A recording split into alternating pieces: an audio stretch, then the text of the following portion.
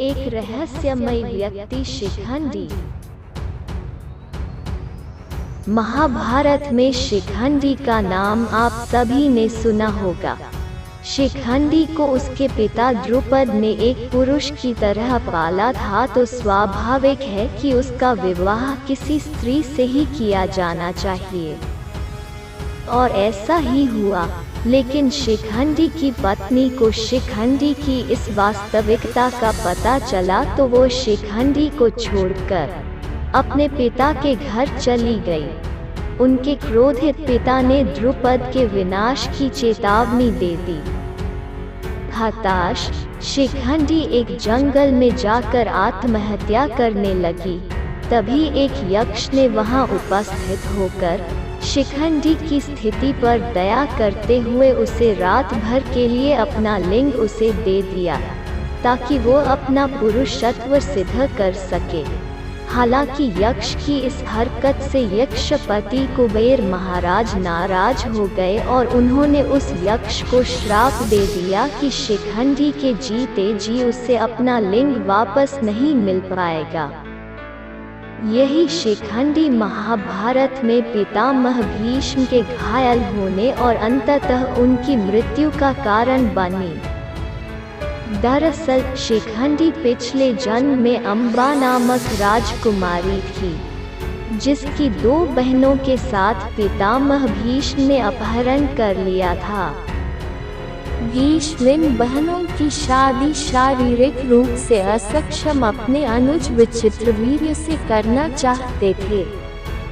अम्बा ने भीष्म को बताया कि उसका प्रेमी है और प्रार्थना की कि उसे मुक्त कर दे। भीष्म ने उसे मुक्त कर दिया, लेकिन उसके प्रेमी ने उसे अपनाने से मना कर दिया और उसे फिर वापस विचित्रवीर्य के पास लौटना पड़ा। लेकिन विचित्रवीर्य ने भी उसे अस्वीकार कर दिया था। तब अम्बा ने पितामह भीष्म के सामने विवाह का निवेदन रखा, लेकिन पितामह भीष्म तो आजीवन ब्रह्मचारी रहने का व्रत लिए हुए थे। अंततः अम्बा ने भगवान परशुराम से न्याय की गुहार की। भगवान परशुराम ने पितामह भीष्म से युद्ध किया, लेकिन भगवान परशुराम को निराशा ही हाथ लगी। तब निराश अम्बा ने भगवान शिव की आराधना करना शुरू किया और भगवान शिव से यह वरदान मांगा कि इच्छा मृत्यु का वर पाए हुए भीष्म की मृत्यु का कारण वह बने। भगवान शिव ने आशीर्वाद दिया कि यह वर अगले जन्म में ही संभव हो सकेगा। तब अम्बा मृत्यु को वरण कर लेती है। यह अम्बा ही शिखंडी के रूप में जन्म लेती है। इसी शिखंडी को श्री कृष्ण ने अपने रथ पर आसीन किया और अर्जुन के साथ भीष्म के सामने ला खड़ा किया।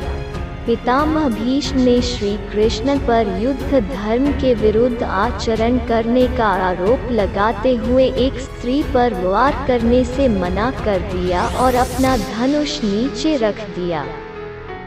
श्री कृष्ण ने पितामह भीष्म को उत्तर दिया कि आपने हमेशा ही अपने द्वारा निर्धारित किए हुए मानदंडों पर निर्णय लिया है और हमेशा धर्म की अवहेलना की है।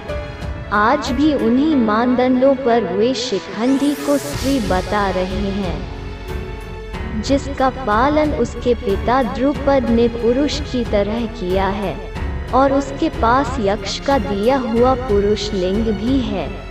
भीष्म ने फिर भी युद्ध करने से मना कर दिया, जिस पर श्री कृष्ण ने शिखंडी और अर्जुन को ललकारा कि वे भीष्म पर वार करें, ताकि भेदभाव पर आधारित उनकी मान्यताओं की जगह समावेश को महत्व देने वाले धर्म की स्थापना हो सके। यदा यदा हि धर्मस्य ग्लानिर्भवति भारत अभ्युत्थानम्